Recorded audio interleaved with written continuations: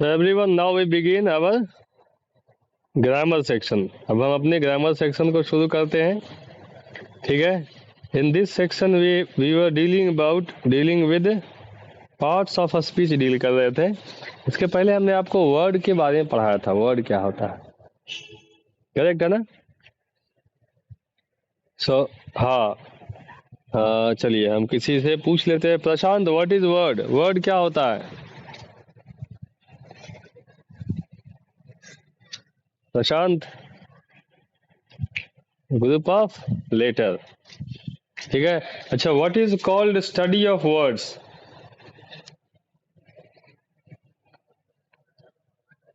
हाँ, गलत. पढ़ने में गड़बड़ी हो रहा है या कि याद नहीं है?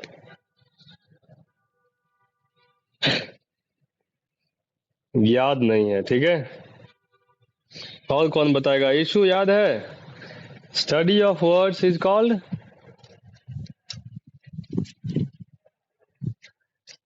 प्रोनाउंसिएशन गलत जा रहा. Tanya, study of words is called. गलत है, हमने 5-6 बार पढ़ के आपको सिखाया था. ठीक है. मानवी,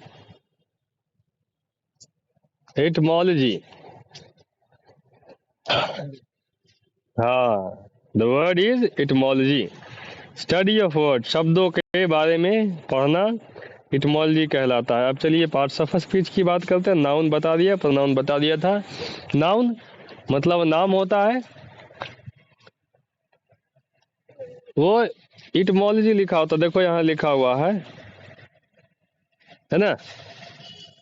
इसको इटमोलॉजी पढ़ते हैं. इसमें था नहीं आता, टा आता है. इटमोलॉजी. ठीक है. ये हो गया स्टडी ऑफ वर्ड, शब्दों का विज्ञान. क्लियर? चलिए, पार्ट्स ऑफ स्पीच में नाउन बता दिया था. नाउन मतलब नाम होता है. किसी भी चीज का जो आपके आस पास है उसका एक नाम है और वो सब नाउन है. ठीक है. एक वर्ड में ये क्लियर. प्रोनाउन आपको बताया था, इसका मतलब होता है सर्वनाम. मतलब एक नाम जो दुनिया का हर एक आदमी के पास अधिकार है कि यूज कर सकता है, वो सर्वनाम. ठीक है. राइट. अगर हमने वर्ड यूज किया है आई, तो आई जो है प्रोनाउन है और ये दुनिया का हर एक आदमी यूज कर सकता है. ये कहीं रजिस्टर्ड नहीं है किसी के नाम के लिए कि फलाना आदमी ही यूज करेगा, वो सर्वनाम. अब आते हैं हम, अगली कहानी है वर्ब के बारे में. ठीक है. देखिए, ये वर्ब आपको आगे भी डिटेल पढ़ना है. ठीक है. शॉर्ट में समझ लीजिए. वर्ब वो शब्द होता है जो किसी सेंटेंस में एक्शन, पोजीशन और पोजेशन तीनों को शो करता है. उसी को क्या बोलते हैं? क्या बोलते हैं? वर्ब बोलते हैं. ठीक है, वर्ब. ठीक है. अब मामला आता है कि सर ये एक्शन, पोजीशन, पोजेशन ये क्या नाटक है? हमने बचपन से सीखा है कि जो वर्ड एक्शन शो करे उसको क्या बोलते हैं? वर्ब बोलते हैं. तो ये पोजीशन और पोजेशन कहाँ से आ गए, समझे? चलिए हम आपको कुछ एग्जाम्पल दिखाते हैं, आपको ये बात अभी समझ में आ जाएगी. ठीक है. अगर कोई आदमी लिखता है आई गो टू अ स्कूल, तो इसमें गो जो है वर्ब है, क्योंकि स्कूल जाने का काम दिखा रहा है. ठीक है, समझ गए? लेकिन अगर कोई लिखता है आई एम अ स्टूडेंट, इसमें वर्ब कौन सा है?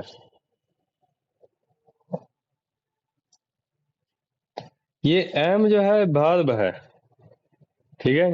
अब हेल्पिंग वर्ब, ये मेन वर्ब जो जो आपने पढ़ रखा उसको साइड रखिए, है वर्ब. क्या काम कर रहा है? ये तो एक्शन शो कर रहा था, जाने का काम दिखा रहा था. इसमें तो कोई काम नहीं हो रहा है. कोई काम हो रहा है? नहीं हो रहा है. तो ये एम जो है बता रहा है कि कोई व्यक्ति किसी पोजीशन पे या कंडीशन में है. एक छात्र है, इस बात को दिखा रहा है, यही दिखा रहा है. ठीक है. फिर आगे लिख दिया किसी ने आई हैव अ पेन, मेरे पास एक कलम है। अब इसमें बताइए हैव जो है कौन सा काम कर रहा है? कोई काम कर रहा है? कोई काम नहीं कर रहा है। हेल्पिंग वर्ब नहीं है, वो सब हटा दीजिए, सिर्फ मानिए वर्ब है। कर क्या रहा है? काम कुछ नहीं कर रहा है। ये बता रहा है कि एक कलम किसी के अधिकार में है, पोजीशन बोलते हैं इसको। ठीक है, तो यही हुआ, एक्शन, पोजीशन एंड पोजेशन तीनों शो करने वाले वर्ड को क्या कहते हैं? वर्ब कह सकते हैं। क्लियर? हाँ, एक्शन मतलब कार्य हो गया। पोजीशन होता है किसी व्यक्ति का कुछ होना, जैसे बीमार होना, गरीब होना, किसी पोस्ट पर होना, समझ गए? राइट, उसको पोजीशन बोलते हैं। इसको आप कंडीशन भी लिख सकते हैं, एग्जिस्टेंस भी लिख सकते हैं। ठीक है, तो वो सारा किस में आ जाएगा? पोजीशन में। और पोजीशन जब भी आएगा वो क्या होगा? कोई वस्तु को किसी के अधिकार में रखने की बात करेगा तो वो क्या कहलाएगा? That will be called position. Clear है? ये आपका वर्ब था। राइट, देखो पोजीशन में जो वर्ड पॉजेस है, SION लास्ट काट दीजिए। ठीक है, तो इसका मीनिंग भी ठीक वही होता है जो मीनिंग हैव का होता है। क्लियर? मतलब पॉजेस मीन्स क्या हो जाएगा? कोई चीज अधिकार में रखना, क्या होगा? क्लियर हो गया सबको? विशु है? चलिए, जाग रहे हैं। अच्छा, do we have Radhe Ballabh है यहाँ? लगता है आज नहीं ज्वाइन किया ये। He has not joined today. रिया है? नहीं, एक और रिया वर्मा। एक रिया ने तो आज ज्वाइन किया है। एक रिया गायब है आज। हाँ, आज गायब है। Riya Verma is absent.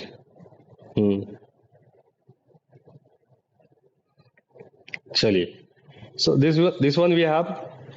अब क्या है? वर्ब हो गया आपका। वर्ब के बारे में आगे आपको डिटेल बताएंगे। ठीक है, वर्ब कितने तरह के होते हैं, ठीक है, कैसे कैसे होते हैं, मॉडल को आपको डिटेल पढ़ना है। ठीक है, राइट, क्योंकि मोस्ट ऑफ द एग्जाम्स में आपको मॉडल से सवाल पूछे जाते हैं, तो मॉडल आपको पूरा बढ़िया से डिटेल पढ़ना होगा। अभी वर्ब के बाद अगला क्या लिखा हुआ है?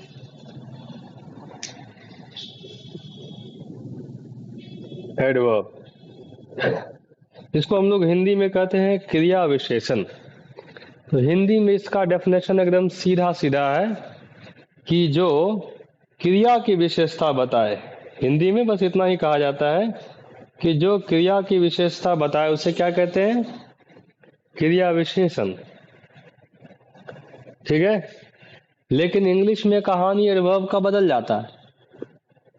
समझे? इंग्लिश में इट सेज कि वो शब्द जो वर्ब के बारे में, विशेषण के बारे में, एडजेक्टिव के बारे में और एडवर्ब के बारे में खुद बताए, उसे हम लोग एडवर्ब कहते हैं। समझे?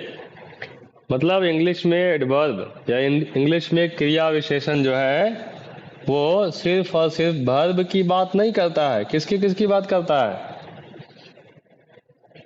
वर्ब का, एडजेक्टिव का और एडवर्ब का। ठीक है, ये भी आपको आगे पढ़ने के लिए आएगा पूरा एडवर्ब डिटेल में। आगे बढ़ते हैं, हमारे पास अगला है टर्म एडजेक्टिव। क्या है?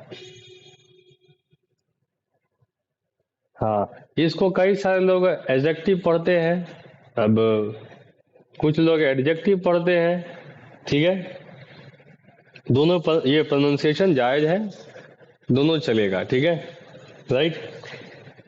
चलिए, आपको ये बात बता देते अभी ये कैसे दोनों चलेगा। आपने किसी को बोलते हुए देखा है? कोई आदमी बोलता है I have an apple and I have an apple. तो कोई आदमी ए एन को सिर्फ अन पढ़ रहा है, कोई आदमी ए एन को एन पढ़ रहा है, सुना है ऐसा? ठीक है, दोनों में से कोई गलत नहीं है, नोबडी इज रॉन्ग। अगर कोई बोल रहा है कि तुम गलत पढ़ा है तो मुझे लगता है कई हद तक वो गलत है, दोनों सही है। क्योंकि इंग्लिश में एक चीज आती है जिसको हम लोग बोलते हैं, किसी वर्ड को दो तरीके से पढ़ा जाता है। ये हुआ एक्सेंटेड और एक होता है अनएक्सेंटेड। ये बात आप लोगों को नहीं पता होगा, ठीक है? कोई जानता है एक्सेंटेड अनएक्सेंटेड? नहीं। एक्सेंटेड का मतलब होता है किसी वर्ड को पूरा जोर देकर पढ़ना, ठीक है? और अनएक्सेंटेड का मतलब होता है उसके हल्के में पढ़ना। समझ गए ना? बस इतना का ही फर्क होता है। जैसे कोई आदमी जो है उसको वर्ड दिया, लिखा हुआ FLOWER, अब उसने पढ़ा, किसी ने पढ़ा फ्लावर, ये हो गया अनएक्सेंटेड, क्योंकि इसके बहुत सारे लेटर हल्का हो गया। अब किसी आदमी को दिया, वो पूरा बढ़िया से पढ़ दिया फ्लावर, तो वो जोर दे के पढ़ दिया, एक्सेंटेड। करेक्ट है? जिसको दूसरे शब्दों में स्ट्रेस्ड एंड अनस्ट्रेस्ड भी कहा जाता है। समझे? Clear everyone? चलिए एडजेक्ट, हम बात एडजेक्टिव की कर लेते हैं। एडजेक्टिव का सेंस होता है क्या कि वैसे शब्द जो किसी नाउन या प्रोनाउन के बारे में जानकारी दे। ठीक है, वैसे शब्द जो किसी नाउन या प्रोनाउन के बारे में जानकारी दे, बताए, उसे क्या कहते हैं?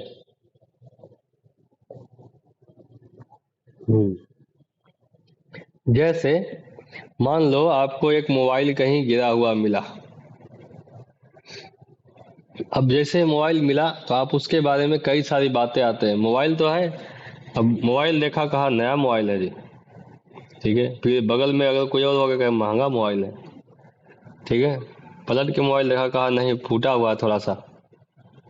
तो जितना वर्ड उसके बारे में बता रहे ना कि नया है, महंगा है, टूटा हुआ है, फूटा हुआ है, पुराना है, ये सारा क्या कर रहे हैं? उस मोबाइल के बारे में बता रहे हैं। हाँ, कोई आया कहा कि हमको लगता है चोरी का है, गिर गया होगा भागते समय, ठीक है। तो ये क्या है? चोरी का है। किसके बारे में बात कर रहे हैं? मोबाइल के। तो जितना वर्ड लगाया, नया, पुराना, महंगा, चोरी का, ठीक है, गिरा हुआ, ये सारा आपका क्या है? एडजेक्टिव है, जो मोबाइल को डिफाइन कर रहा है, मोबाइल के बारे में जानकारी दे रहा है। समझ गए? ठीक है। जैसे अभी लगन चल रहा है, मान लीजिए कोई परिवार लड़का देखने गया। अब लड़का देखने गया तो वहाँ कहानी ये होता है कि लड़का अच्छा है, हैंडसम है, ठीक है, क्या कहते हैं, बड़े बड़े बाल रखने वाला है, फैशन में रहने वाला है, ठीक है, बड़ा सा मोबाइल रखता है। ये सारा लड़के के बारे में डिटेल दिया जा रहा है, ठीक है। तो ये जितनी बातें बोला गया, हाँ, और बाकी आप लोग समझ लीजिएगा और क्या बोला जाता है, ठीक है। ये सारी मतलब जितने भी निगेटिव भी बोला गया है, तो आखिरी में खाली एक बात जोड़ देगा तो सब पॉजिटिव हो जाता है कि सरकारी नौकरी वाला है, ठीक है। समझ गए? भले 10 निगेटिव रहे कि सिगरेट पीता है, शराब पीता है, सबसे आखिरी में कह दे, आदमी कैसा भी चेहरा बना रहा हो, आखिरी में कह दे सरकारी नौकरी वाला है। अच्छा, सरकारी नौकरी वाला, तब बढ़िया है तब तो, ठीक है। हाँ, तो जितनी बातें ये कही गई, ये सारा क्या है? लड़के के लिए क्या हुआ? एडजेक्टिव का काम किया। क्या काम किया? वो सारा क्या हुआ? एडजेक्टिव हुआ। समझ गए? हाँ। अब मान लीजिए कहीं दो लोगों में लड़ाई हो गई। आप देखे होंगे पड़ोसियों में अक्सर होता है, दो औरतें लड़ गई। अब लड़ने के बाद पूरा खानदान की कहानी हो जाएगा कि तुम ऐसे है वैसे है, पूरी कहानी हो गई। तो असल में वो सारा जितना चल रहा है, क्या चल रहा है? वो एडजेक्टिव क्या का आदान प्रदान चल रहा है। समझ गए? That is exchange of adjective only. ठीक है, राइट। तो इसको दूसरे शब्दों में समझिए कि वो गाली नहीं, वो एक्सचेंज ऑफ एडजेक्टिव चल रहा है वहां पे। नाउ वी हैव एडजेक्टिव के बाद अगला टर्म आता है क्या, क्या लिखा हुआ? प्रीपोजिशन। बहुत आसान शब्दों में समझिए प्रीपोजिशन का, इसको दो हिस्सों में तोड़ दीजिए, break it into parts. ठीक है, प्री एंड पोजिशन। अब आप लोग बताइए, हाँ, आप लोगों में से कितने लोगों ने प्री वर्ड सुना है? सिर्फ प्री सुना है? प्री कहाँ कहाँ सुना है? एग्जाम्पल बताइए, कहाँ कहाँ सुना होगा? प्रीमिटिव, चलिए और कहीं। प्रीमिटिव का स्पेलिंग PRI होता है, हम PRE का बात कर रहे हैं। बोलो और कोई, नेक्स्ट कौन था? प्री बोर्ड, हाँ एक हो गया, और हाँ प्री नर्सरी, हाँ और प्री एग्जाम। प्राइमरी नहीं, प्राइमरी में आ जाएगा ना ना, वो तो PER होता है। सुनिए ध्यान से, pre matric, pre board, pre exam, ठीक है, प्री नर्सरी, समझ गए? सिम कार्ड खरीदते हैं, कौन सा सिम मिलता है आपको? प्रीपेड मिलता है। ठीक है, तो जहां जहां प्री लगा रहे, प्री का मतलब होता है पहले, क्या होता है? हाँ, तो अगर आप सिम खरीदा है प्रीपेड का, इसका मतलब क्या? पहले पैसा दो, पहले पैसा दो तब बात करना। लेकिन दुकान वालों को सिम कौन सा मिलता है पता है? Post paid. आप बाद में पैसा दीजिएगा, कोई दिक्कत नहीं है, समझ गए? बात को समझिए, दुकान वाला जान रहा है कि दुकान इसका नहीं भागेगा, बाकी जनता के बारे में जान रहा है कि भाग जाएगा, इसलिए उसको प्री पेड, पहले पैसा दो। दुकान वाले को ठीक है, आप महीना बाद पैसा दे दीजिएगा, ठीक है? तो प्री मीन्स पहले, ठीक है। हाँ, अब वहां पे अभी हमारे पास वर्ड था एक और, पोजीशन। तो प्री मीन्स पहले, और पोजीशन मीन्स होता है रखना, यहाँ पे स्थिति नहीं, रखना, ठीक है, राइट। तो पहले रखना, अब बात आता है किसके पहले? तो किसी नाउन या प्रोनाउन के पहले जो आए वही आपका क्या कहलाएगा? प्रीपोजिशन कहलाएगा। नाउन या प्रोनाउन के ठीक पहले, ये एक हिस्सा हुआ।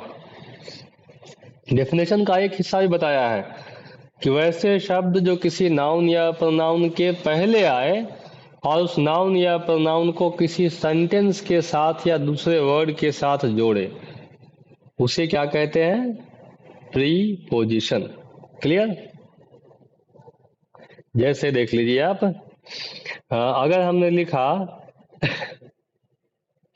आई वॉज स्टैंडिंग, ठीक है, एट द गेट हमने लिख दिया, मैं दरवाजे पे खड़ा था, स्टैंडिंग, हाँ एट द गेट, ठीक है। अब बताइए, ये हमारा प्रीपोजिशन है, हाँ ये प्रीपोजिशन है। अगर इसको हटा देते हैं तो बताइए गेट का यहाँ कौन सा काम है?